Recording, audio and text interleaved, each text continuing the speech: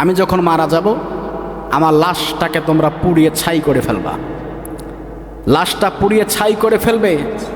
এরপর সেই ছাই অর্ধেক সমুদ্রের মধ্যে ছিটিয়ে দিবা আর অর্ধেক বাতাসের মধ্যে উড়িয়ে দিবা।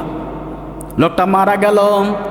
মারা যাওয়ার পরে সন্তানরা এটাই করেছে, অর্ধেক সমুদ্রের মধ্যে ফেলে দিয়েছে আর অর্ধেক বাতাসের মধ্যে উড়িয়ে দিয়েছে ছাই। এই মরণের পরে আল্লাহ পাক রব্বুল আলামিন সমস্ত রূহগুলোকে একত্রিত করতে পারবেন কি করবেন না? করবে। আল্লাহ পাক রব্বুল আলামিন তার রূহটাকে বলছে, লিমা ফাআলতা হাযা, তুমি কেন এমন কাজটা করলে, কেন এসব করলে? তোমাকে না দাফন করার কথা, তোমাকে না জমিনে শাহিত করার কথা, তুমি এরকম নসিহত কেন করলে তোমার সন্তানকে? বলো। ওই লোকটা বলছে, রব্বুল আলামিন, এতটাই জমিনে পাপ করেছি, আমি জানি আপনার কাছে যদি গিয়ে ধরা পড়ি আমার এতটাই শাস্তি হবে, এই শাস্তির ভয়ে, আপনার হাত থেকে রেহাই পাওয়ার ভয়ে আমি এই কাজটা করেছি। মিন খশিয়াতিকা ইয়া রব্বি ওয়া আনতা আলাম, আমার মনের মধ্যে কোনো শয়তানি ছিল না, শুধু আপনার ভয় ছিল।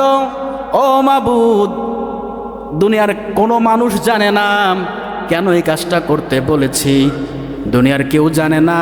ও আনতা আলাম, শুধু আপনি জানেন আর কেউ জানে না, আপনার ভয়ে আমি এমন নসিহত করেছি। আল্লাহ পাক রব্বুল আলামিন তাকে মাফ করে দিয়েছেন। বলে আল্লাহু আকবার। এতটুকু ভয় আল্লাহ পাকে সে করেছে। যদি আল্লাহ পাককে আপনি আর আমি আজকে ভয় করতে পারি, আমাদের জীবনের গুনাহ মাফ হতে পারে কি পারে না? অবশ্যই পারে।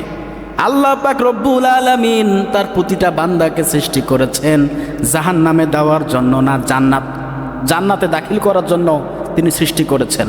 আদম আলাইহিস সালাতু ওয়াস সালাম কি ভুল করেন নাই?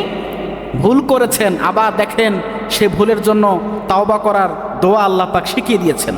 আদম, দোয়া করো, রব্বানা যালামনা আনফুসানা ওয়া ইল্লাম তাগফির লানা ওয়া তারহামনা লানাকুনান্না মিনাল খাসিরিন।